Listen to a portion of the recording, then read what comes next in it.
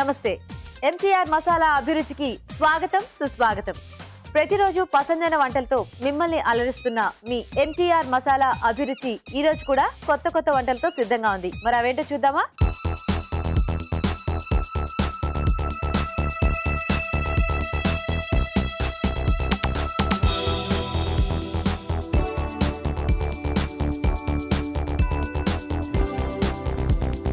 మన first segment వంటలు పిండి వంటలు. మరి ఈ రోజు వంటలు పిండి వంటల్లో ఎవరు ఎలాంటి రెసిపీని కోరుకుంటూ మెయిల్ చేశారో చూద్దాం.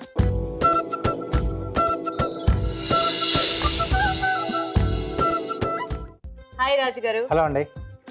సో ఈ రోజు మనకి బెంగళూరు నుంచి మెయిల్ వచ్చిందండి. ఓకే. హల్వా దట్టు యాపిల్ ఇంకా బాదం హల్వా కోరుకుంటూ శృతి గారు మెయిల్ చేశారు. ఓకే. సో డిఫరెంట్ కాంబినేషన్ లో అడిగారు. బాదం హల్వా అంటే మనకి తెలిసిందే. yes అండి. సో ఇక్కడ యాపిల్ అడిగారు కదా. అవును. ఎలా ఉంటుంది యాపిల్ ఇంకా బాదం కాంబినేషన్ లో హల్వా? కొంచెం డిఫరెంట్ గా వస్తుంది. అవునా? అంటే ఇది ఎక్కువగా మనకు నిల్వ ఉండదండి. ఓ, సో ఇది ఎక్కువ స్టోర్ ఉండదా అండి? ఉండదండి. ఓ, సో యాపిల్ ఉంది కాబట్టి మనకి కొంచెం ఇమీడియట్ గా చేసుకుని తినేయాలి. ఆ రోజుకు తినేసేయడం. ఓ, ఓకే ఓకే. సరే అండి. మరి యాపిల్ బాదం హల్వా తయారీకి కావాల్సిన పదార్థాలు ఏంటో ఇప్పుడు చూద్దాం. యాపిల్ బాదం హల్వా తయారు చేయడానికి కావాల్సిన పదార్థాలు: యాపిల్ కాయలు 2, బాదం పేస్ట్ 1 కప్పు, పంచదార 1/2 కప్పు, తరిగిన బాదం కొద్దిగా, నెయ్యి 3 టేబుల్ స్పూన్లు, పచ్చికోవా 1/2 కప్పు. కావాల్సిన పదార్థాలన్నీ చూసారు కదా రాజు గారు, స్టార్ట్ చేద్దామా? ఓకే అండి. సో దీని ఫస్ట్ ప్రాసెస్ ఏంటి? సో ముందుగా మనం యాపిల్ తొక్క తీసేసి తురిమి పెట్టేసుకోవాలి. ఓకే. ఎందుకంటే ముందే చేసుకుంటే నల్లబడుతుంది కాబట్టి అప్పటికప్పుడు చేసుకోవాలండి. సో ఈ హల్వా కొంచెం డిఫరెంట్ టేస్ట్లో ఉంటుందేమో కదా? అవునండి. అది నేను గ్రేట్ చేస్తూ ఉండనా? ఎస్. అంటే దీనికి మనం కొంచెం గట్టిగా ఉన్న, అంటే ఎలాగో మనం దాంట్లో వేసేస్తాం కాబట్టి యాపిల్ ఎలా ఉన్నా పర్లేదా రాజుగారు? లేకపోతే అంటే మంచి కొంచెం కమ్మగా, అంటే స్వీట్గా ఉండాలండి. స్వీట్గా ఉండాలా? అదే కొన్ని మనకి యాపిల్స్ పుల్లగా ఉంటాయి కదా. అవునండి. సో అది టేస్ట్ చూసుకొని దానికి తగ్గట్టుగా ఇది అవ్వాలా? ఎస్. అంటే పంచదార వేసుకునేప్పుడు మనకి కొంచెం తక్కువ వేసుకోవచ్చు. అప్పుడు తక్కువ వేసుకోవచ్చు. కానీ మనకి ఇది బాగా పేస్ట్ అయిపోతుంది కదా రాజుగారు, ఎలా చేసినా. మనం ఎందుకు గ్రైండ్ చేసుకోకూడదు? ఎక్కువగా వాటర్ అయిపోతుందండి. జ్యూస్లో అయిపోతుంది. Okay okay okay. సో మనం హల్వా చేసుకోవాలంటే ఖచ్చితంగా యాపిల్ని ఇలా గ్రేట్ చేసుకుంటే ఎక్కువ వాటర్ అవ్వకుండా, మనం మళ్ళీ హల్వాలో వేస్తే అది స్టవ్ మీద పెట్టగానే ఇంకెక్కువ వాటర్ అయిపోతే కష్టం కదా. అవునండి. యాక్చువల్గా అది కొంచెం పీసెస్గా వచ్చింది, కానీ ఈ గ్రేడర్తో మనకు కాస్త ఇది పేస్ట్లానే వచ్చింది రాజుగారు. అంటే వాటర్ వెళ్ళిపోయిన తర్వాత అది కొంచెం మెత్తగా అయిపోతుంది. డ్రై అవుతుందా? ఓకే. సో ప్యాన్లో నెయ్యి వేసుకుని, సో మనం ఇప్పుడు తురిమి పెట్టుకున్నాం కదండి యాపిల్. సో అది కొంచెం వేయించాలా?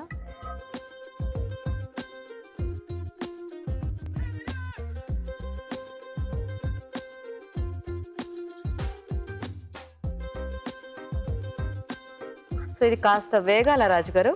అవునండి. కొంచెం అంటే ఆ పచ్చి వాసన అనేది కొంచెం ఉంటుంది కదా. అవునా? సో అది పోయేంత వరకు మనం కొంచెం వేయించుకోవాలి. సో మరి ఈలోగా మేము చిట్కా చూసేయచ్చా? ఓకే అండి. ఓకే అండి. ఇక్కడ యాపిల్ తురుము వేగుతూ ఉంటుంది. ఈలోగా మనం ఒక చిట్కా చూద్దాం. వెండి సామాన్లని మనం పూజ టైంలో మాత్రమే ఉపయోగించి తర్వాత లోపల పెట్టేస్తాం. అలా ఎక్కువ కాలం లోపల ఉంచడం వల్ల అవి వాటి మెరుపుని కోల్పోయి నల్లగా కూడా మారిపోతాయి. అలా కాకుండా ఉండాలంటే వెండి సామాన్లని ఉంచిన బ్యాగ్లో కొద్దిగా కర్పూరం వేసి ఉంచితే అవి వాటి మెరుపుని కోల్పోకుండా ఉంటాయి. చిట్కా బాగుంది కదండి రాజు గారు? ఓ, ఇలా అవుతుందా అయితే? అవునండి. ఓకే. బాదం పేస్ట్ అండి. Okay.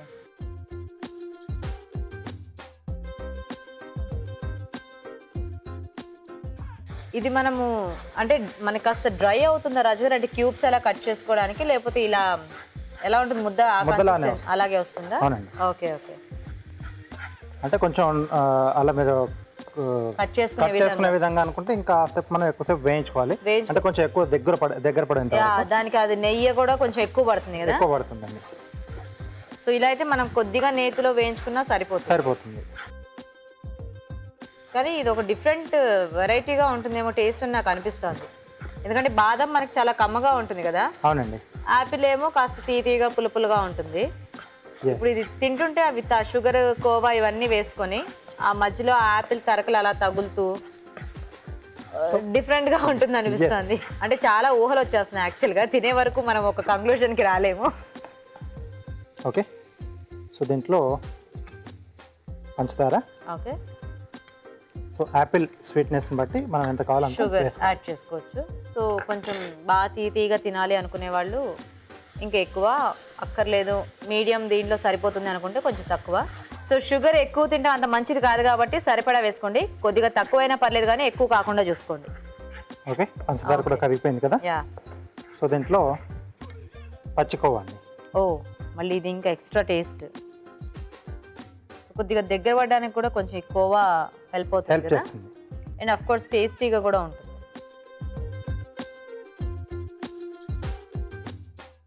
So khoa sweetless khoa అంటే షుగర్లెస్. జనరల్గా ఇలాంటివి మనం ప్లెయిన్గా ఏమన్నా హల్వాలు కానీ అలాంటివి చేసుకునేటప్పుడు ఎసెన్స్ యాడ్ చేసుకుంటూ ఉంటాం కదా. అవునండి, యాపిల్, పైనాపిల్ ఇలాగ మనకి ఏదైనా ఆ టేస్ట్ కావాలనుకుంటే. దీనికైతే ఏమి అక్కర్లేదు అనుకుంటా. అక్కర్లేదండి, ఎందుకంటే మనకి యాపిల్ కుక్ అయితే ఆ ఫ్లేవర్ అనేది వస్తుంది కదా, ఆటోమేటిక్ వచ్చేస్తుంది. యా, సో రెడీ అండి. రెడీ. సో అది ప్యాన్ కండుకోకుండా వస్తుంటేనే మనకి ఆల్మోస్ట్ అయిపోయినట్టు ఇండికేషన్. యా,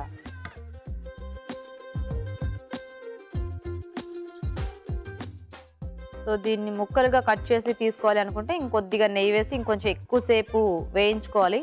దానికి చేతికి కాస్త ఎక్కువ పని పడుతుంది. అలా కాకుండా ఇలా చక్కగా బౌల్స్ వేసుకొని తినేయచ్చు అంటే ఈ మాత్రం సరిపోతుంది. అంతే కదా రాజు గారు? అవునండి, ఎందుకంటే మనకి హల్వా అంటేనే అది ప్రాసెస్ కంటిన్యూస్ గా స్టిర్ చేస్తూనే ఉండాలి. అందులో దీంట్లో మనం బాదం పేస్ట్ వాడాం కదా, అంటుకుపోయే ఛాన్స్ కూడా ఉంటుంది. కానీ ఇది బెస్ట్ లేండి, ఎందుకంటే మనం ఇది ఎలాగో స్టోర్ ఉండదు కాబట్టి ఇలా అయితేనే బాగుంటుంది అనిపిస్తుంది. సో చివరిగా తురిమిన బాదంతో గార్నిష్. సో బాదం హల్వా పైన మళ్ళీ బాదం పలుకులు. Okay, okay, halwa ready. చక్కగా మంచి ఫ్లేవర్ లో ఉందండి హల్వా. మరి టేస్ట్ చూసే ముందు యాపిల్ బాదం హల్వా తయారీ విధానం ఇంకోసారి చూద్దాం.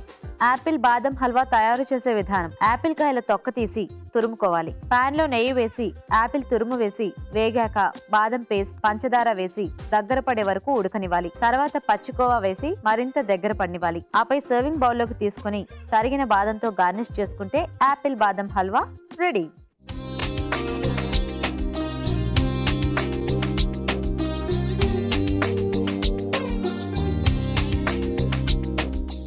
యాపిల్ బాదం హల్వా తయారీ విధానం చూసారు కదా రాజుగారు, టేస్ట్ చూద్దామా? ఓకే అండి.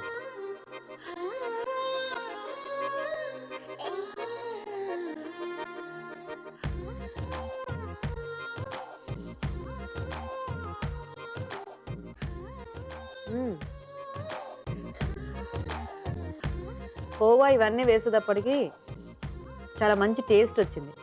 అంటే ఆ కోవా మనకు అలా కొద్దిగా పలుకుగా తగులుతుంటుంది కదా, అది తెలుస్తూ, అండ్ యాపిల్ తురిమింది ఉంది కదా, సో అది బాగా తెలుస్తోంది తింటుంటే. అంటే ఆ యాపిల్ ఫ్లేవర్ అంతగా తెలియకపోయినా కొంచెం ఆ టేస్ట్ అనేది లిటిల్ గా వస్తుంది. అవునండి, బాగుంది రాజుగారు, చాలా వెరైటీగా ఉంది, టేస్టీగా ఉంది. థ్యాంక్ యూ అండి. ఓకే, మరి హల్వా ఇష్టపడే వాళ్ళు చక్కగా ఇది ట్రై చేయొచ్చండి, చాలా టేస్టీగా ఉంది హల్వా. మరి ఇప్పుడు మీకోసం ఒక మంచి చిట్కా. ఇప్పుడు మీకోసం ఇంకొక మంచి చిట్కా. కాలిన గాయాలైనప్పుడు తమలపాకుల పేస్ట్ ని గాయాలపైన అప్లై చేస్తే గాయాలు త్వరగా మానిపోతాయి. యాపిల్ బాదం హల్వా తయారీ విధానం చూసారు కదా. మరి మీరు కూడా ఇలాగే ఏదైనా రెసిపీ నేర్చుకోవాలంటే వెంటనే మాకు మెయిల్ చేయండి. మా mail ID abhiruchi@etv.co.in. Good food, మంచి ఆహారం, మంచి ఆరోగ్యం. ఈ రోజు గుడ్ ఫుడ్ లో రోజ్ మిల్క్ షేక్ తయారీ విధానం ఎలాగో రాజుగారు చూపిస్తారు, అది ఎలాగో చూద్దాం.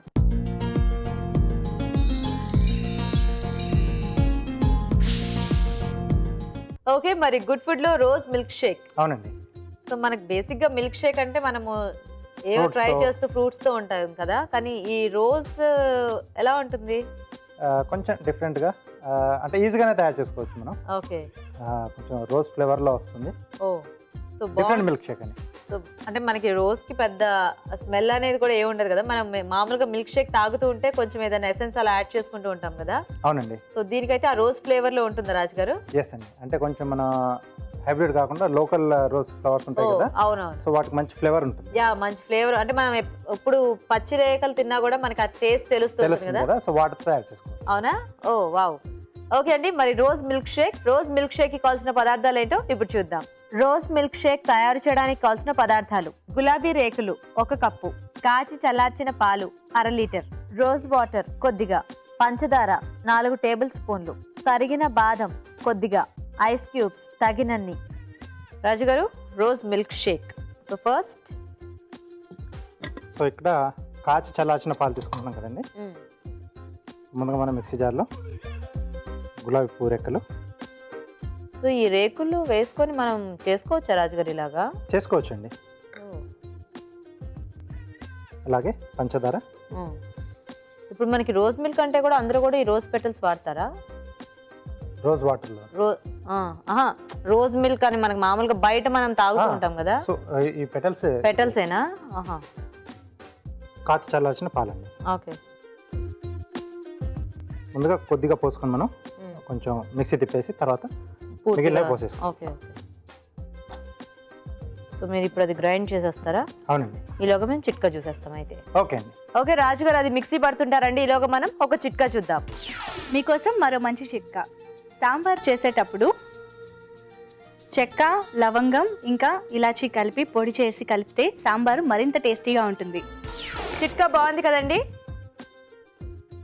రాజు గారు, గ్రైండ్ అయిందా అండి? కొన్ని పాలు పేసేస్తున్నానండి. Okay okay.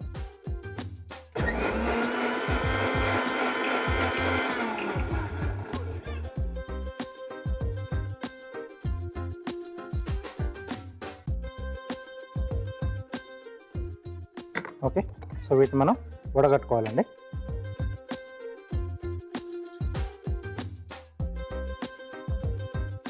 కొంచెం అలా రఫ్గా నలిగితే చాలు, మనకి ఆ ఫ్లేవర్ వచ్చేస్తుంది.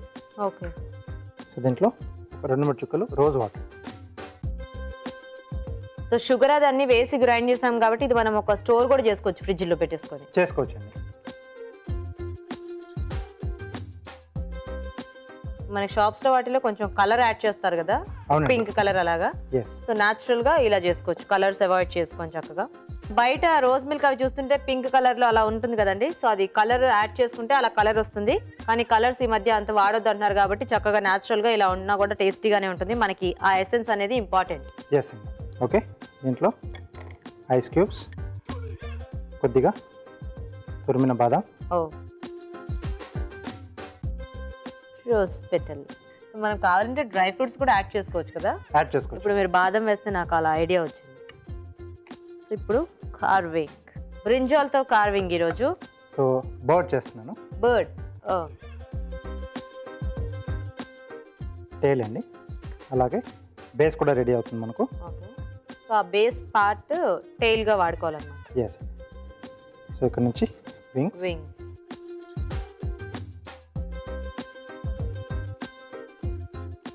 ఆ తొడుమ అలాగే ఉంచేసుకోవాలి వెనకాల ఉంటే బాగుంటుంది. బర్డ్ న్యాచురల్ టెయిల్ లాగానా? సో ఇది కూడా మనం దాని పైన పెట్టేస్తే దీనికి supporting. Okay okay okay. One side zigzag అండి. ఓకే. సో ఈ పీస్ ఒకటి మనం ఇలా వెనకాల పెడితే అది కొంచెం ఓపెన్గా అలాగే ఉండిపోతుంది. సో ఇటువైపు కూడా సేమ్ అలాగే.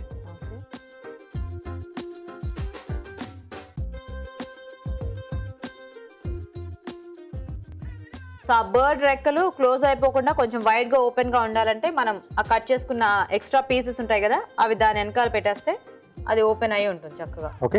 టేల్ కూడా అండి. సో దీన్ని కూడా మనం జిగ్జాగ్ కట్ చేసుకోవాలి. సో టేల్ కి 2 సైడ్స్ జిగ్జాగ్ చేసుకోవాలి కదా రాజు గారు? అవునండి. ఓకే. ఓకే. సో ఇక్కడ సో దీంట్లో ఇక్కడ టేల్ వస్తుంది. హెడ్ పెట్టడానికి ఇంకో చిన్న బ్రింజాల్ తీసుకుంటున్నాం. సో ఇక్కడ వస్తుందండి ఇది. ఓకే. టూత్ పిక్స్తో ఫిక్స్ చేసుకోవాలి. క్యారెట్లో బిగ్ పెడుతున్నా. సో సేమ్ మనము చిన్న అంటే కొద్ది మీడియం సైజ్ వంకాయలతో కూడా చేసుకోవచ్చు కదా? చేసుకోవచ్చు. అప్పుడు దానికి హెడ్ గా ఏం పెట్టుకోవచ్చు? నిమ్మకాయ చిన్నది అలాంటిది ఏమైనా పెట్టుకోవచ్చు? అంటే బ్రింజాల్లో కూడా మనకు సైజ్ చిన్న సైజ్ అంటే మువ్వ వంకాయలు అంటాం కదా, సో ఆ సైజ్ దొరుకుతుంది కదా, సో అది పెట్టేసుకోవచ్చు. Okay okay okay okay. So ఇది కొంచెం ఇలా వి షేప్లో కట్ చేస్తున్నాను. సో ఇలా ఓపెన్గా కనిపిస్తుంది. ఓకే. ఐస్ పెట్టడానికి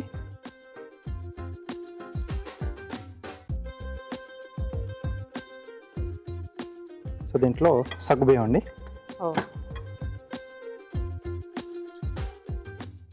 ఓకే, వావ్, వెరీ నైస్. మన rose milk white black bird చూసారు కదండి. ఈరోజు కార్వింగ్ కూడా చాలా సింపుల్గా చేసుకోవచ్చు. అండ్ అలాగే రోజ్ మిల్క్ షేక్ ఇది కూడా చాలా సింపుల్గా చేసుకోవచ్చు. అందరి ఇళ్లలో సాధారణంగా గులాబీ మొక్కలు ఉంటాయి కాబట్టి ఖచ్చితంగా ట్రై చేసి చూడండి. మరి టేస్ట్ చూసే ముందు ఈ రోజ్ మిల్క్ షేక్ తయారీ విధానం ఇంకోసారి చూద్దాం. రోజ్ మిల్క్ షేక్ తయారు చేసే విధానం: మిక్సీ జార్లో గులాబీ రేకులు, పంచదార వేసి కాచి చల్లార్చిన పాలు పోసి మిక్సీ పట్టాలి. దీన్ని ఒక బౌల్లోకి వడగట్టి రోజ్ వాటర్ కలపాలి. ఆపై సర్వింగ్ బౌల్లోకి తీసుకుని ఐస్ క్యూబ్స్ వేసి తరిగిన బాదం పలుకులతో గార్నిష్ చేసుకుంటే rose milk shake ready.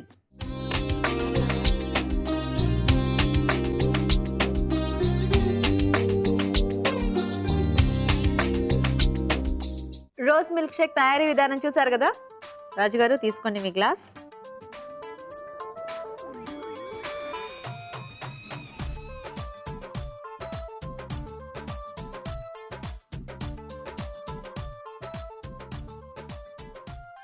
Original rose essence తెలుస్తోంది యాక్చువల్గా.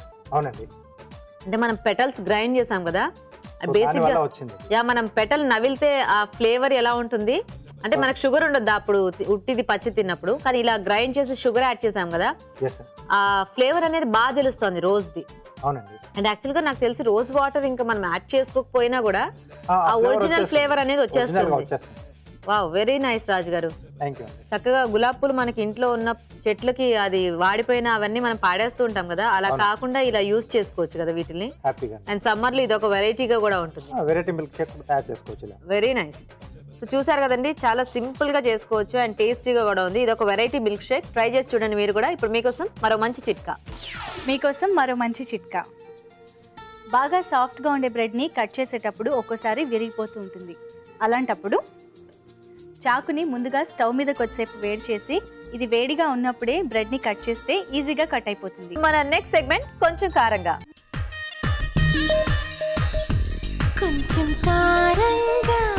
ఓకే అండి, మరి కొంచెం కారంగాలో రాజుగారు ఏం చేస్తారో చూద్దాం.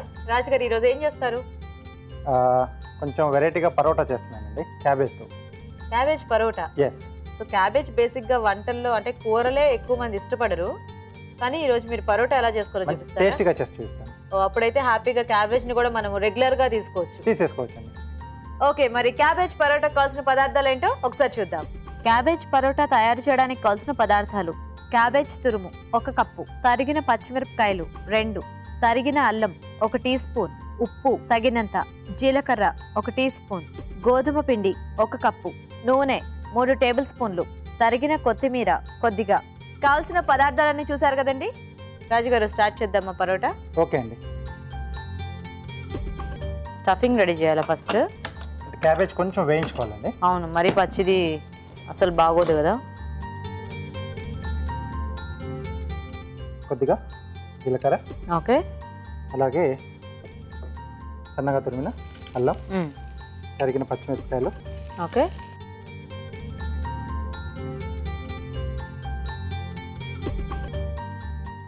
సో బేసిక్గా మనం క్యాబేజ్ అది కర్రీస్లో కానీ అలా వేసుకునేటప్పుడు కొంచెం ఉడికించి అలా వేస్తూ ఉంటారు కదా, అంటే ఆ వాసన ఎక్కువ మందికి అంతగా ఇష్టపడరు. అవును, అండ్ అలా చేసినా కూడా చాలా మంది క్యాబేజ్ అనగానే ఏంటో అదొక అయిష్టంగా చూస్తూ ఉంటారు. అవును, పాపం క్యాబేజ్. సన్నగా తరిగిన క్యాబేజ్ అండి. సో చాలా సన్నగా కట్ చేశారు. అంటే మనం పరోటాలో స్టఫ్ చేసుకోవాలి కదండి, అది పెద్ద పెద్దగా ఉంటే బయటకు వచ్చేసి కొంచెం మనకి అది సరిగ్గా రాదు కాబట్టి స్టఫింగ్ కాకుండా మిక్సింగ్ మెథడ్ లో చేస్తున్నాం. ఓ, సో మనం పెద్ద పెద్ద ముక్కలు కట్ చేసి వేసుకుంటే అదేంటంటే మనం ఒత్తుకునేటప్పుడు ఇబ్బందిగానే ఉంటుంది అండ్ అది కాల్చుకునేటప్పుడు కూడా విరిగిపోయే ఛాన్సెస్ ఉంటాయి చాలా మటుకి. సో కాబట్టి చిన్న చిన్నగా కట్ చేసుకోండి. క్యాబేజ్ అనే కాదు, స్టఫింగ్కి ఏది కూడా ప్రిపేర్ చేసుకుంటున్నా అది చిన్న పీసెస్గా ఉంటే బాగుంటుంది. ఓకే ఓకే, సరిపోతుంది. బౌల్ ఇస్తారా? ఇప్పుడు దీంట్లోకి మనం రుచికి సరిపడా ఉప్పు, పిండికి కూడా చూసుకొని మనం వేసుకోవాలండి. పిండికి కూడా సరిపడా ఇందులోనేనా? అవునండి. ఓకే, సో కొద్దిగా కొత్తిమీర అండి. ఓకే, సో బౌల్లోకి మనం గోధుమ పిండి, కొత్తిమీర వేయగానే మంచి ఫ్లేవర్ స్టార్ట్ అయింది రాజు గారు. అవునండి. అల్లం కొత్తిమీర ఇవన్నీ కలిసి చక్కటి ఫ్లేవర్ వస్తుంది. సో పిండిలో కూడా కొద్దిగా ఉప్పు వేసుకోవాలి. ఓకే, మనం వేయించి పెట్టుకున్న క్యాబేజ్.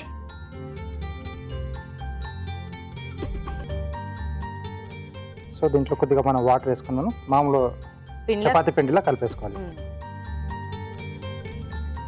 యాక్చువల్గా పరోటాలకి ఇది మంచి ప్రాసెస్ కదా రాజు గారు. అంటే ఆ మధ్యలో స్టఫింగ్ సపరేట్ గా తెలియకుండా ఉంటుంది ఇలా చేసుకొని ఫ్రై చేసేసుకుంటే. అవునండి, కలిసిపోతుంది. కాకపోతే మనం ఏంటంటే అన్నిటికీ ఇలా చేసుకోలేం, కానీ ఇలా వీలున్న వాటికి అంటే దేంతో అయితే సాధ్యమవుతుందో దాంతో మనం ఇలా చేసుకుంటే బాగుంటుంది కదా. ఎందుకంటే కొంతమందికి అది పరోటాలు స్టఫ్ చేసి ఒత్తడం కూడా సరిగ్గా రాక అది ఒక్కొక్క దగ్గర స్టఫింగ్ ఎక్కువైపోయి ఒక దగ్గర ఏమీ ఉండకుండా కొంచెం కష్టమే, అలా అయ్యే ఛాన్సెస్ చాలా ఉన్నాయి స్టఫింగ్ దీంట్లో అయితే. ఇదైతే హ్యాపీగా ఇది పిండి తడపడం అందరికీ వచ్చిందే కాబట్టి ఇలా మిక్స్ చేసుకొని ఈజీగా చేసుకోవచ్చు. సో పిండి రెడీ. సో వీటిని మనం చిన్న చిన్న ముద్దలా చేసుకొని పరోటాలో ఒత్తేసుకోవాలి. ఈలోపు నేను పాన్ హీట్ చేస్తాను. సో దీంట్లో కొద్దిగా మనం పొడిపిండి వేసుకొని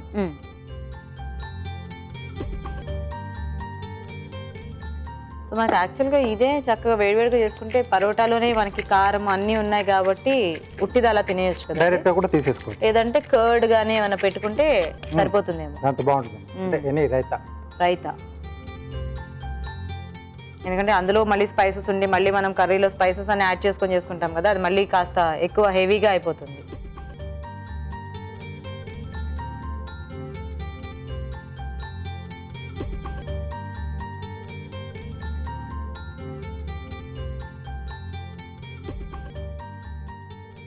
ఓకే, సో పెనం ఇస్తారా?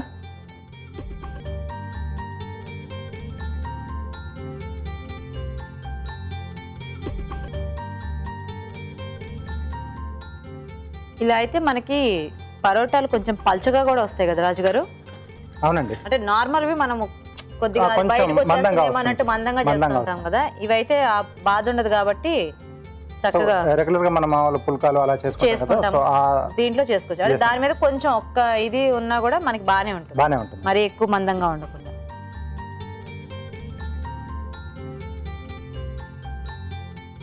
ఫస్ట్ ఒకసారి డ్రైగా కాల్చేసి తర్వాత ఆయిల్ వేసుకుని కాల్చుకుంటే మనకి ఫాస్ట్ గా ఫ్రై అయిపోతుంది. ఎందుకంటే ఫస్ట్ ఆయిల్ వేస్తే అది మనకి ఫ్రై అవ్వదు, పచ్చి పచ్చిగా ఉండిపోతుంది.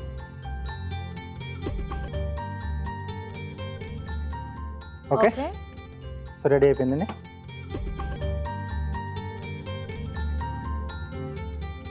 Okay, cabbage paratha ready. So చక్కగా ఆనియన్స్ ఇంకా రైతా అలా సర్వ్ చేసుకుంటే ఇంకా చాలా టేస్టీగా హ్యాపీగా తినేయచ్చు. అవునండి. ఓకే, మరి వేడివేడిగా క్యాబేజ్ పరోటా రెడీ అండి. టేస్ట్ చూసే ముందు ఈ పరోటా తయారీ విధానం ఇంకోసారి చూద్దాం. క్యాబేజ్ పరోటా తయారు చేసే విధానం: ఒక పాన్ లో కొంచెం నూనె వేసి జీలకర్ర, తరిగిన అల్లం, పచ్చిమిర్చి వేసి వేయించాలి. తర్వాత క్యాబేజ్ తురుము వేసి బాగా వేగనివ్వాలి. దీనిలో ఉప్పు, కొత్తిమీర వేసి కలిపి స్టవ్ ఆపి చల్లారనివ్వాలి. ఈ మిశ్రమాన్ని గోధుమ పిండిలో వేసి ఉప్పు సరిచూసి తగినన్ని నీళ్లు పోసి ముద్దలా కలుపుకోవాలి. ఈ మిశ్రమం కొంచెం కొంచెం తీసుకొని పెనంపై వేసి నూనెతో రెండు వైపులా కాల్చుకోవాలి. అంతే, క్యాబేజ్ పరోటా రెడీ.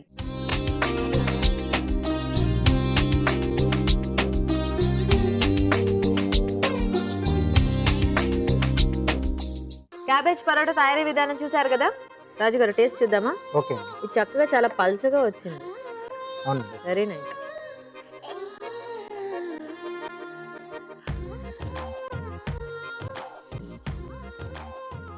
చాలా బాగుంది రాజు గారు ఇది. కాకపోతే మనం ఇందులో ఖచ్చితంగా అల్లం, పచ్చిమిర్చి, జీలకర్ర ఇలా ఇవి కంపల్సరీగా వేసుకుంటేనే బాగుంటుంది.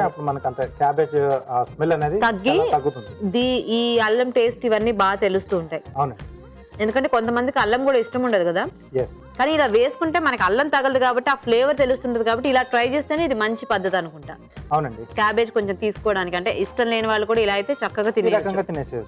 అండ్ మనం అనుకున్నట్టు పెరుగు కానీ ఎన్ని రైతా ఉంటే ఇంకా చాలా టేస్టీగా ఉంటుంది.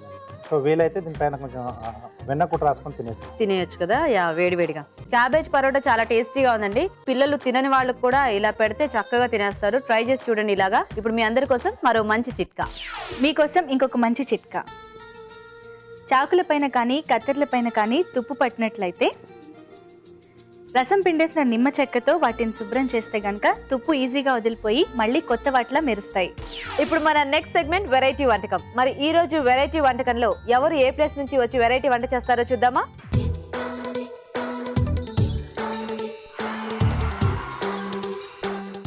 ఇప్పుడు మన నెక్స్ట్ సెగ్మెంట్ వెరైటీ వంటకం. మరి ఈ రోజు మనకి వెరైటీ వంట చేసి చూపించడానికి హైదరాబాద్ హెచ్ఐఎల్ కాలనీ నుంచి కాత్యాయని గారు వచ్చారు.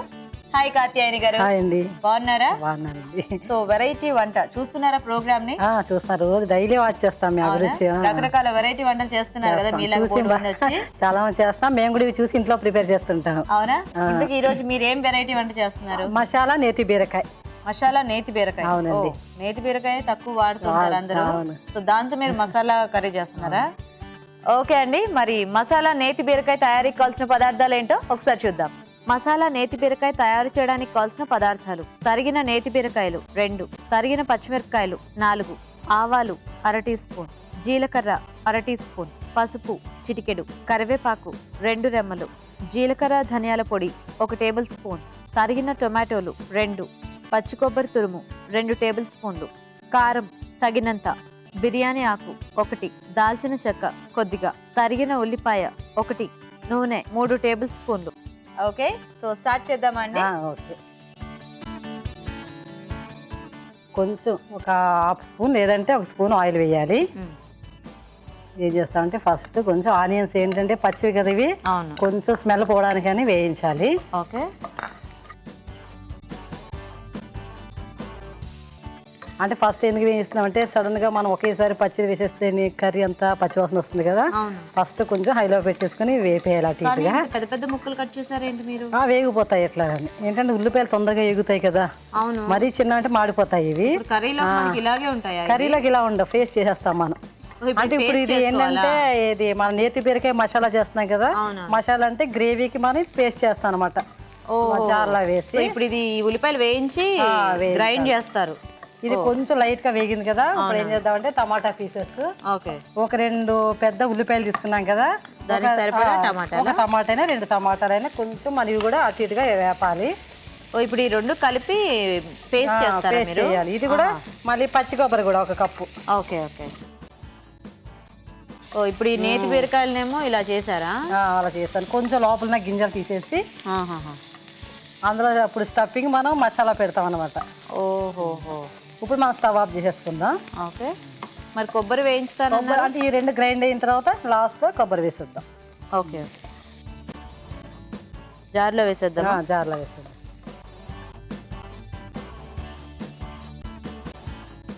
కొబ్బరి గ్రైండ్ చేయక్కర్లేదా? చేయాలి. ఇవి కూడా పేస్ట్ అయిపోయిన తర్వాత లాస్ట్ లో కొంచెం కొబ్బరి బరకగా ఉంటే సరిపోతుంది, మరీ పేస్ట్ కాకుండా. ఇది కొంచెం ఆరాలి కాబట్టి మనం కొబ్బరి కూడా వేయించేద్దామా? కొబ్బరి కూడా లైట్ గా వేయించాలి. లైట్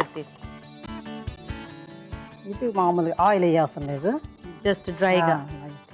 పచ్చి కొబ్బరి అలా పచ్చిది వేసుకున్నా బానే ఉంటుంది కానీ ఇది ఎలానో అవి ఫ్రై చేస్తున్నాం కదా, ఇది కూడా లైట్ ఫ్రై చేస్తే టేస్ట్ మారుతుంది.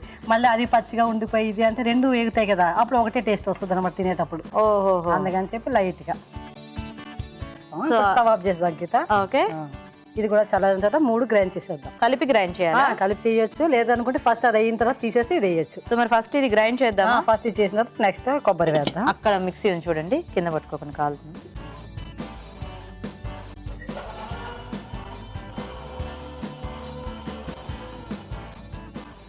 సరిపోతుందా?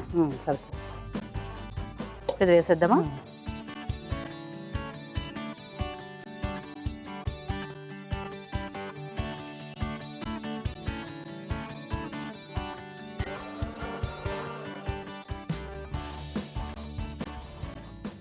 ఓకే. బౌల్లో వేద్దాం. ఈ బౌల్ వేసేద్దామా?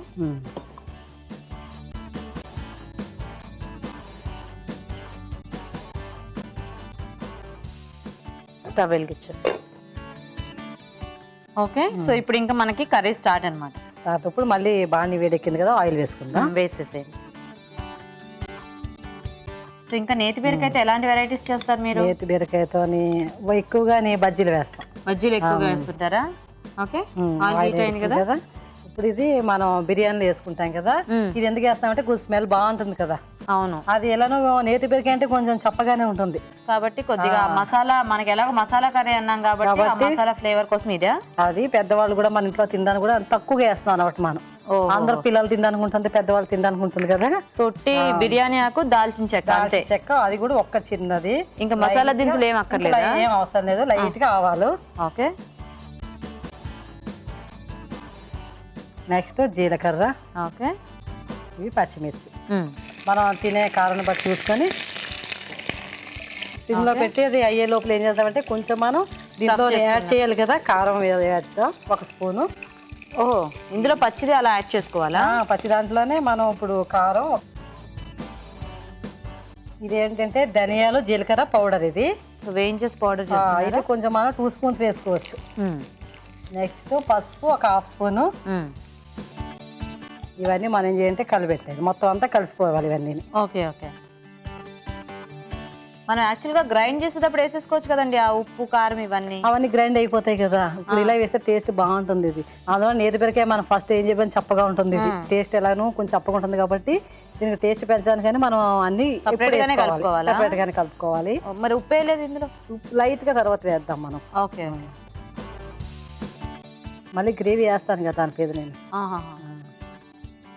సో నేతి బీరకాయలు అలా పెట్టేసారు, మధ్యలో కొంచెం ఆ గింజలు అవి తీసేసి స్టఫ్ చేసేసుకోవటమే. అందుకే మా ఇంట్లో ఏంటంటే బీపీ షుగర్ ఉన్న వాళ్ళు కూడా ఇలాగే తక్కువగా ఉప్పు కారం అన్ని తక్కువ వేసుకుని, చూసారుగా మసాలాలు ఎక్కువ ఏం పడ్డాయి ఇందులోని. అవును. సో మీరు బాగా హెల్త్ కాన్షియస్ అండి? బాగా ఎక్కువగాని అన్ని బాగా పాటిస్తుంటారా? బాగా పాటిస్తాం. తినం కూడా అసలు ఇంట్లో ఏం తినం ఎక్కువ. ఏం తినంటే? ఉప్పు ఎక్కువ తినం, మసాలా ఎక్కువ తినం, కారం ఎక్కువ తినం. అవునా? అందరు చక్కగా హెల్దీగా ఉన్నారు అయితే? హెల్దీగా ఉన్నా. Very good. అవును, మిమ్మల్ని చూస్తుంటే తెలుస్తుంది చక్కగా బాగా మెయింటైన్ చేస్తున్నారు. అలా మీరు ఏం చేస్తుంటారు? నేనా బ్యూటీషియన్ అమ్మ, ఇంట్లోనే చేస్తాను, పార్లర్ ఉంది. అవునా? అంటే పిల్లలకి ట్రైనింగ్ ఇవ్వడం అట్లా చేస్తుంటాం. ఏదో ఒక వ్యాపకం ఉండాలి కదా, అందుకనే. Very good. మీ వారు ఏం చేస్తుంటారు? ఈయన జాబ్ చేస్తారు. అతను ఏం పేరు? కే శ్రీనివాసరావు. శ్రీనివాసరావు గారు. పిల్లలు ఎంతమంది? పిల్లల 2 అండి. పాప ఏం బీ ఫార్మసీ చదువుతుంది, బాబేమో 8th క్లాస్ చదువుతున్నాడు. ఓకే. ఏం పేర్లు? K Vivek, Prashanti. K Vivek, Prashanti. Very good. So మనకి ఇది ఫాస్ట్గా మగ్గిపోతుంది కాబట్టి ఫస్ట్ ఇవి వేయించి పెట్టుకోవాలి. సో మిగిలిన పేస్ట్ ఇందులో వేసేసుకోవచ్చా? కొంచెం సాల్ట్ కలుపుతాము, ఒక 1/2 స్పూన్ సాల్ట్ వేద్దాం. ఓకే. కొంచెం ఉప్పు వేస్తున్నారా? ఓకే. ఉప్పు వేసింది కూడా మనం పైన అంతా మొత్తం ఇలా వేసేయాలి, కొంచెం గ్రేవీ కూడా కావాలి కదా. అవునా? దానికని చెప్పేసి ఇప్పటి వరకు రకరకాల మసాలా ఐటమ్స్, ఇలా స్టఫింగ్ ఐటమ్స్ చూసాం, కానీ నేతి బీరకాయతో ఇదే ఫస్ట్ టైం. మరి అదే నేతి బీరకాయ అంటే కొంచెం ఇట్లా అన్ని తక్కువ వేసుకుని తింటే అందరం తినేయచ్చు కదా ఇంట్లోని, మసాలా ఉప్పు కారం అనేది. ఇప్పుడు ఏం చేద్దామంటే ఇందులో కొంచెం వాటర్ యాడ్ చేద్దాం. జగ్లో వాటర్ ఉన్నాయి చూసుకోండి. ఇప్పుడు వాటర్ కొంచెం వేసేసి దాన్ని మనం మూత పెట్టేద్దాం ఇంకా. ఓకే. సో మగ్గిపోతాయి? మగ్గిపోతాయి. ఇదిగో అప్పుడే ఎట్లా ఉడికిపోతుంది, అవునవును, తొందరగా ఉడికిపోతాయి అనమాట. మీ పిల్లలు తింటారా నేతి బీరకాయ? ఇలా చేస్తే అందరూ తింటారు. అదే ఉట్టు కర్రీ అనుకో చప్పగా ఉంటుందని తినరు, అందుకని కొబ్బరి యాడ్ చేసి లైట్ గా మసాలా వేస్తే అందరికి కొంచెం టేస్ట్ బాగుంటుంది కదా, కాబట్టి తింటూ ఉంటారా? Okay okay. ఎందుకంటే మన నేతి బీరకాయ ఇప్పుడు మీరు అన్నట్టుగా మనకి ఎక్కువ దొరకదు, దొరికినా కూడా అందరూ ఇష్టంగా తినరు. ఎందుకంటే ఇప్పుడు పిల్లలు ఏంటంటే కొన్ని ఐటమ్స్ చాలా చూసీగా ఒక 3-4 వెరైటీస్ తింటున్నారు, కానీ అన్ని రకాల టేస్ట్ చూడట్లేదు కదా. సో ఇలా కాస్త వెరైటీగా చేస్తే, 1 బజ్జీ చేయొచ్చు, 2 పచ్చడి, 3 ఈ విధంగా చేయొచ్చు. పచ్చడి అంటే మనకి ఎప్పటి నుంచో ఉంది, బజ్జీ కూడా చేసుకోవచ్చు. నెక్స్ట్ ఇలా చేసుకోవచ్చు. మసాలా కర్రీ అనేది ఐడియా చాలా కొత్తగా ఉంది, నిజంగానే వెరైటీగా ఉంది. సో ఇలా మగ్గిపోతుంది, మధ్యలో మనం ఏం తిప్పుకోవడం అలా ఒక 3-4-5 మినిట్స్ వరకు ఇలా పెట్టేస్తే అదే మగ్గిపోతుంది. ఇంకా అప్పుడు రెడీ. ఇంకా మనం ఇందులో వేసి కలిపేది ఏం లేదు. లాస్ట్ లో కొంచెం కొత్తిమీర గానీ లేకపోతే కరివేపాకు గానీ వేసుకొని దించేసుకోవచ్చా? Okay okay. ఓకేనా? సరే, ఇక అంత ఆయిల్ పైకి వచ్చింది కదా, అయిపోయింది. ఆఫ్ చేసేనా? ఆఫ్ చేస్తే లైట్ గా కరివేపాకు వేసేద్దాం. దించే ముందు వేస్తారా? దించే ముందు వేస్తే కొంచెం వేడి ఉంటుంది కదా, సరిపోతుంది. Okay okay. ఈ ముక్కలు మనము పొట్టుతో పాటు వేసేసాం కదా. ఓకే, గీత స్టవ్ ఆఫ్ చేసి అయిపోయింది. మంచి ఫ్లేవర్ వస్తుంది కాత్యాయని గారు. అందులో మనం వేయించిన తర్వాత గ్రైండ్ చేసాం కదా, అప్పుడు టేస్ట్ పెరుగుతుంది ఏదైనా సరే. Okay okay. వేయించిన దానికి పచ్చిదానికి తేడా మనకు తెలిసిపోతుంది. సో మనం ఇంకొంచెం గ్రేవీ లాగా కావాలంటే ఇంకొద్దిగా వాటర్ వేసుకొని కొంచెం అలా అయిపోతుంది. అందులో కొబ్బరి ఉంది కదా, ఆటోమేటిక్ రోటీలోకి అన్నిటిలోకి బాగుంటుంది. సాంబార్ పెట్టుకుని తినడానికి కూడా పక్కన సైడ్ డిష్ లో బాగుంటుంది. ఓకే, సో రెడీ కదా? రెడీ. ఓకే అండి, మరి వేడివేడిగా మసాలా నేతి బీరకాయ రెడీ. టేస్ట్ చూసే ముందు ఈ నేతి బీరకాయ తయారీ విధానం ఒకసారి చూద్దాం. మసాలా నేతి బీరకాయ తయారు చేసే విధానం. నేతి బీరకాయలు అంగుళం పొడవుగా గుండ్రంగా ముక్కలుగా కట్ చేసి లోపలి గింజలు తీసి స్టఫింగ్ కి వీలుగా సిద్ధం చేసుకోవాలి. పాన్ లో కొంచెం నూనె వేసి ఉల్లిపాయ ముక్కలు, టొమాటో ముక్కలు వేసి వేయించి మిక్సీ పట్టాలి. పచ్చి కొబ్బరి తురుము కూడా కొద్దిగా వేయించి దీనిలో వేసి మరోసారి మిక్సీ పట్టాలి. దీన్ని ఒక బౌల్లోకి తీసుకుని కారం, జీలకర్ర, ధనియాల పొడి, పసుపు వేసి బాగా కలపాలి. దీంతో స్టఫింగ్ కు మిశ్రమం సిద్ధమవుతుంది. ఈ మిశ్రమాన్ని ముందుగా సిద్ధం చేసుకున్న నేతి బీరకాయల్లో స్టఫ్ చేసుకోవాలి. పాన్ లో కొద్దిగా నూనె వేసి బిర్యానీ ఆకు, దాల్చిన చెక్క, ఆవాలు, జీలకర్ర, తరిగిన పచ్చిమిర్చి వేసి వేయించాలి. స్టఫ్ చేసుకున్న నేతి బీరకాయ ముక్కల్ని దీనిలో వేయాలి. ఆ తర్వాత స్టఫింగ్ చేసుకోగా మిగిలిన మిశ్రమంలో ఉప్పు కలిపి దీనిలో వేసి కొద్దిగా నీళ్లు పోసి బాగా ఉడకనివ్వాలి. చివరిగా కరివేపాకు వేసి సర్వింగ్ బౌల్లోకి తీసుకుంటే మసాలా నేతి బీరకాయ రెడీ.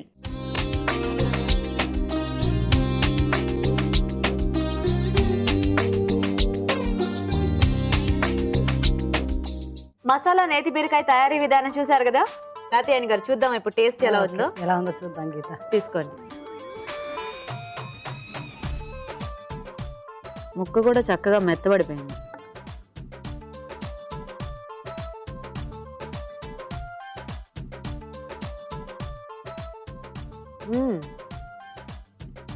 చాలా బాగుంది.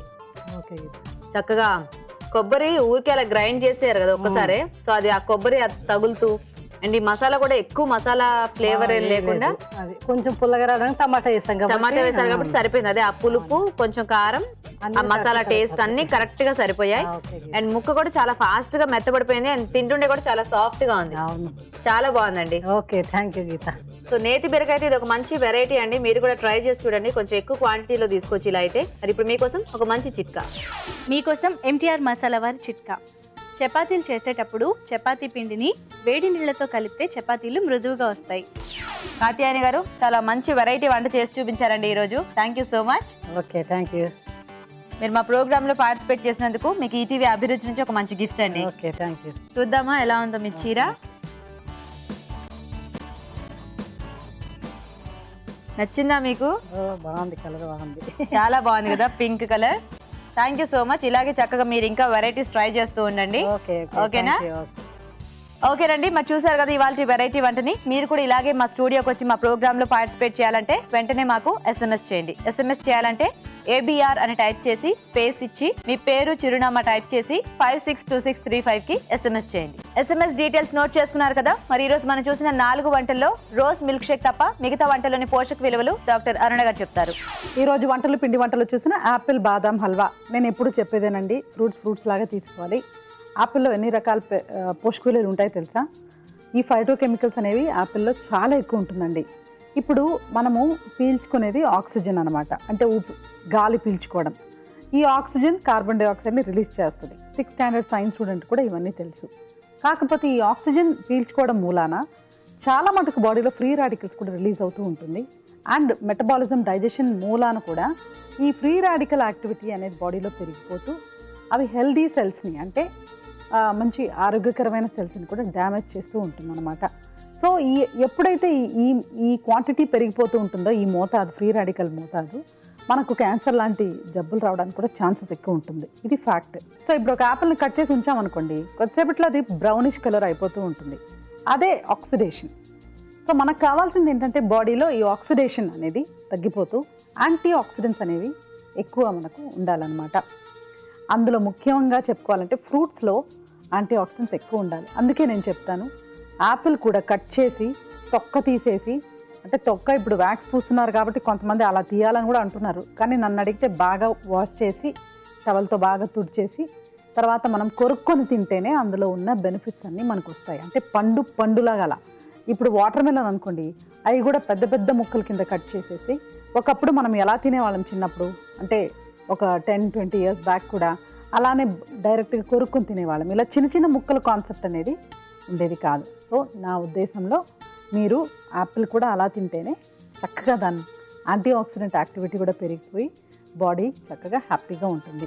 నెక్స్ట్ మీరు కొంచెం కారంగాలో చూసిన క్యాబేజ్ పరోటా, ఇది చాలా బాగుంది. గోధుమ పిండితో చేసుకుంటే డెఫినెట్గా టాప్. సో ఈ పరోటా కూడా క్యాబేజ్ మనం అలా పరోటాలా చేసుకుని తీసుకున్నప్పుడు కూడా క్యాబేజ్ క్వాంటిటీ మితంగా తీసుకునే ఛాన్సెస్ ఉంటుంది.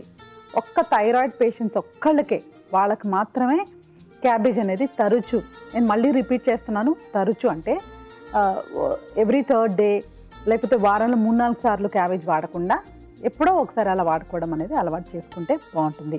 అంటే ఫ్రీక్వెంట్గా వాడితే అది కొంచెం ఆ హార్మోన్ లెవెల్స్ని ఇంటర్ఫియర్ చేస్తుందని చెప్తుందనమాట. బట్ అదర్వైజ్ వాళ్ళు కూడా వారానికి ఒకసారి నిర్భయంగా క్యాబేజ్ వాడించండి, చాలా మంచిది క్యాబేజ్.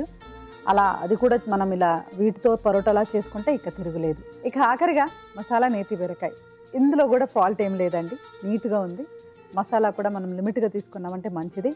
ఇంకా చెప్పాలంటే కాడమం కానివ్వండి, సినమన్ కానివ్వండి, అసలు సినమన్ అంటే పట్ట అంటాం మనము, ఆ పట్టలో ఉన్న పోషక విలువలు అసలు పరగడుపున రోజు తీసుకుంటే బీపీ దగ్గర నుంచి షుగర్ కూడా తగ్గిస్తుందని చెప్తుంది. సో మసాలా ఐటమ్స్ మితంగా వాడుకుంటే బాగుంటుంది. నేతి బీరకాయ కూడా చాలా మంచిది కాబట్టి ఈ క్లైమేట్కి ఇంకా చల్లగా కూలింగ్ ఎఫెక్ట్లా ఉంటుందన్నమాట. సో తప్పకుండా వాడండి ఈ సీజన్లో. ఇవాళ మీరు చూసిన వంటకాల్లో డెఫినెట్గా డౌట్ లేకుండా నేను చెప్పే సలహాలు రెగ్యులర్గా వినే వాళ్ళకి అర్థమైపోయి ఉంటుంది. ఏంటంటే మసాలా నేతి బీరకాయ అలాగే క్యాబేజ్ పరోటా, ఈ రెండు చాలా బాగున్నాయండి. యాపిల్ బాదం హల్వా, అసలు దాని గురించి మనం డిస్కషన్ అంటే యాపిల్ అనేది అలా చేయకూడదు అనేది నా అభిప్రాయం.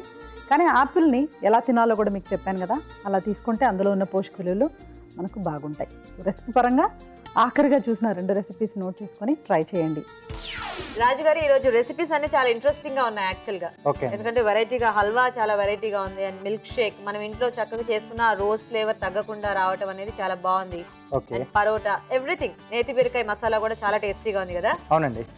ఓకే, మరి చూసారు కదండి వాళ్ళ 4 వెరైటీస్, ఖచ్చితంగా ట్రై చేసేయండి. మరి అలాగే మా ప్రోగ్రామ్ పై మీ సలహాలని సూచనల్ని మాకు రాసి పంపించండి. మా అడ్రస్ MTR మసాలా అభిరుచి, care of Eenadu television, Ramoji film city, Hyderabad 501512. ఇదండి ఇవాల్టి మన MTR మసాలా అభిరుచి. నెక్స్ట్ ఎపిసోడ్ లో మళ్ళీ కలుద్దాం. అంతవరకు సెలవు. నమస్తే.